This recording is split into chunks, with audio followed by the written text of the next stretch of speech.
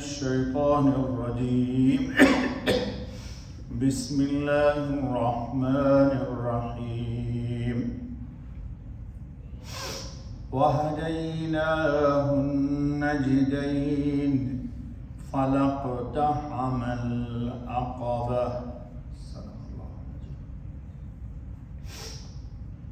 دوستو یہ سورۃ البلد کی آیت نمبر 10 اور 11 پڑھی گئی. کل آپ کے سامنے آئی تھی بات کہ اللہ رب العزت نے انسان کو دیکھنے کے لیے آنکھ دی اور بولنے کے لیے زبان دیے اور ہونٹ بھی عطا فرمائے. تفصیل گزر گئی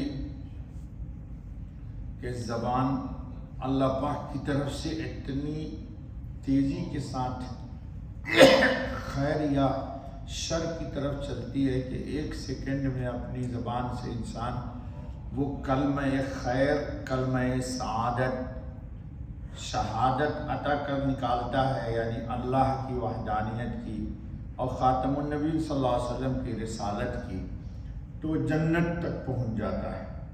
اور اسی زبان سے اللہ نہ کرے وہ اللہ کی وحدانیت اور خاتم النبی صلی اللہ علیہ وسلم کی رسالت کا منکر ہو جاتا ہے تو ایک سیکنڈ میں یہ زبان اس کو جہنم تک پہنچا دیتی ہے.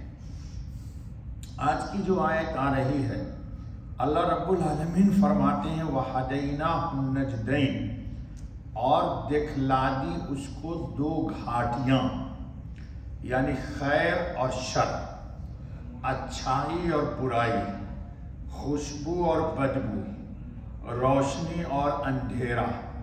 کون آدمی پڑھ رہا ہے یار اس کو کھول رہا ہے؟ اچھا،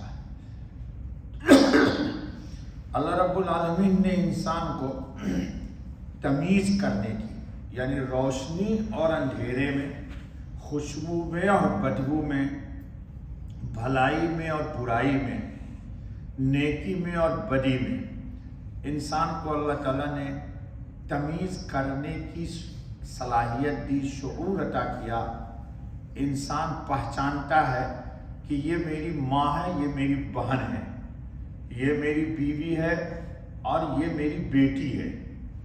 اس تمیز کی بنیاد پر انسان اللہ کی رضا کو بھی اختیار کرتا ہے اور اللہ کے ناراض کرنے والے حرکات و سکنات اعمال کو بھی اختیار کرتا ہے. غرض یہ قوت اللہ رب العالمین نے انسان کو عطا فرمائی ہے کہ اچھائی برائی کی تمیز کرے، یعنی خیر اور شر دونوں کی راہیں اللہ نے بتلا دی تاکہ برے راستے سے بچے اور اچھے راستے پر چلے. اور یہ بتلانا اجمالی طور پر عقل و فطرت سے ہوا اور تفصیلی طور پر انبیاء و رسول کی زبان سے انسان کو اطلاع کر دیا گیا. قرآن کریم اچھائی کی بھی رہنمائی کر دیتا ہے آپ کو، جس کو مامورات کہتے ہیں کہ اللہ نے کیا کیا کرنے کو کہا ہے، اور منہیات اللہ نے کیا کیا کام نہ کرنے کو کہا ہے. جو کرنے کو کہا انسان اس کو کر گزرے جنت تک پہنچ جائے گا، اور جو نہ کرنے کو اللہ نے کہا ہے یہ بھی ایک عبادت ہے، اس سے بچے گا تو بھی انسان اللہ کی رضا کو پائے گا. لیکن انسان اپنے ہی اختیار سے اور اپنے ہی عمل سے جو کرنے کا تھا اس کو کیا نہیں، اور جو نہ کرنے کا تھا اس کو اس نے کیا، تو گویا کہ اب وہ اللہ کی بغاوت کا راستہ اختیار کر رہا ہے، اللہ رسول کی نافرمانی کا راستہ اختیار کر رہا ہے، جنت کا راستہ چھوڑ کے جہنم کی گھاٹی کی طرف خود اپنے آپ کو لے جا رہا ہے. یہ تمیز اللہ نے عطا فرمائی انسان کو. یہ جو آیا وَهَدَيْنَاهُ النَّجْدَيْنِ، اس سے مراد کیا ہے؟ دو راستے، جی، یعنی خیر اور شر. نجدین سے مراد ہے خیر و شر، حق و باطل اور ہدایت و گمراہی کے راستے. مطلب یہ ہے کہ عقل دے کر اور پیغمبروں کو بھیج کر ہم نے اچھائی برائی واضح کر دی۔ اب جو شرکا راستہ اختیار کرے گا اور گمراہ ہوگا اس کا کوئی عذر قیامت کے دن قبول نہ ہوگا۔ انسان خود ہی اختیار کرتا ہے۔ آپ گھر سے مسجد تک آئے، راستے میں جتنے قدم اٹھے ہر قدم پر آپ کو نیکی ملی اور گناہ مٹ گیا۔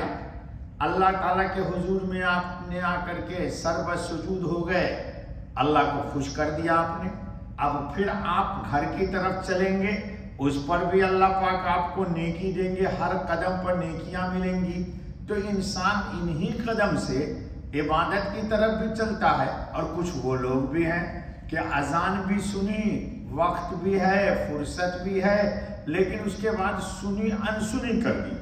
تو انہوں نے گویا کہ انسنی نہیں کی، اپنے ہی لیے تباہی کا راستہ انہوں نے اختیار کیا۔ اب اگلی آیت آ رہی ہے فَلَقْتَحَمَ الْعَقَبَةَ، سو نہ دھمک سکا گھاٹی پر۔ عقبہ بولتے گھاٹی کو۔ اللہ تعالیٰ نے گھاٹی کیوں کہا اس کی تفصیل آ رہی ہے۔ انسان کی نالائقی، یعنی اس قدر انعامات کی بارش اور اسباب ہدایت کی موجودگی میں بھی اسے توفیق نہ ہوئی کہ دین کی گھاٹی پر آ دھمکتا۔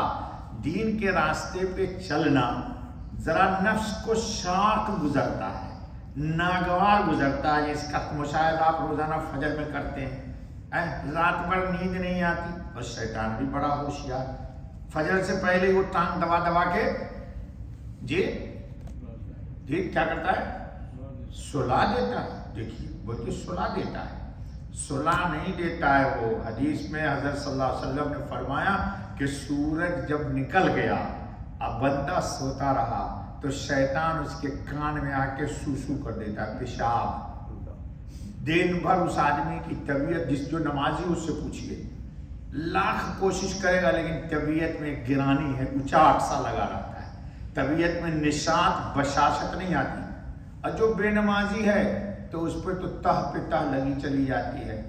مکارم اخلاق کے راستے کو طے کرتا ہوا فوز و فلاح کے بلند مقام پر پہنچ جاتا ہے۔ دین کے کاموں کو گھاٹی اس لیے کہا کہ مخالفت نفس کی وجہ سے اس کا انجام دینا نفس پر بہت گراں ہوتا ہے۔ سردی کا دن ہے، ابھی جا کے دیکھیں برطانیہ میں سخت سردی ہے، یا انڈیا پاکستان میں سخت سردی ہوتی، آدمی بوڑھا ہو تو وضو کرنے کو جی نہیں چاہتا ہے، پانی کو چھونے کو جی نہیں چاہتا ہے، لیکن اس کے باوجود اس کو ایک بات یاد آتی ہے کہ حضرت صلی اللہ علیہ وسلم نے فرمایا کہ قیامت کے دن میں اپنے امتیوں کو وضو کے نور سے چمکنے کی وجہ سے پہچانوں گا، خربوں میں پہچانوں گا یہ میرا امتی ہے۔ تو یہ بات اس کو یاد آتی ہے تو پھر مزے لے لے کر کے وضو کرتا ہے وہ۔ پھر یہ بھی یاد آتی ہے کہ ہمارے حضرت نے بشارت دی ہے کہ انسان کے گناہ دھلنے سے کیا ہو جاتے؟ گناہ ہی دھل جاتے ہیں۔ گھاٹی کا مطلب عقبہ اصل لغت میں پہاڑی راستہ کو کہتے ہیں۔ اقتحام گھسنا، یہاں مراد ہے اوامر، یعنی اللہ کے حکم کو کر گزرو، اور نہیں یعنی جو چیزوں سے اللہ نے منع کیا اس کی پابندی کرو، مت کرو۔ اس پر مشقت برداشت کرنے کو اللہ نے کہا گھاٹی۔ بعض علماء نے کہا اقتحام سے مراد ہے گھاٹی کو پار کر لینا اور ادائے واجب سے عہدہ برآ ہو جانا۔ اللہ نے جو ذمہ داری دی ہے دنیا میں آ کر کے اس ذمہ داری کو پوری کر دینا، اللہ توفیق دے۔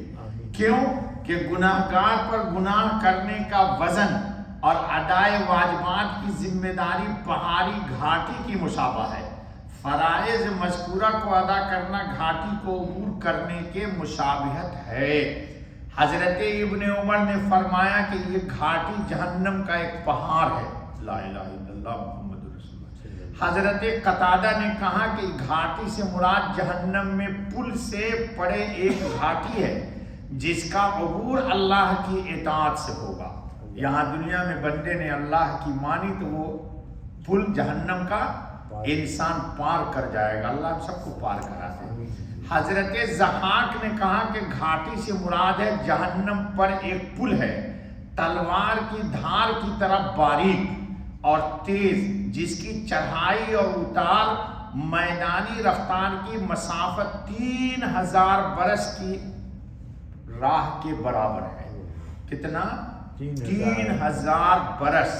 اس کے دونوں طرف سادان کے کانٹوں کی طرح کانٹے اور آنکڑے لگے ہوئے ہیں، کوئی اس پر صحیح سالم نکل جائے گا، کوئی خراش اور خروج پا کر، اور کوئی سرنگو جہنم میں چلا جائے گا، پھر کوئی بجلی کی طرح گزر جائے گا، کوئی تیز آندھی کی طرح، کوئی گھوڑے سوار کی طرح، کوئی پیادہ پیدل کی طرح، کوئی سرینوں کے بل سرکے گا، اور کچھ لوگ پھسل کر جہنم میں گر جائیں گے، اور کچھ زخمی ہو کر جہنم میں چلے جائیں گے۔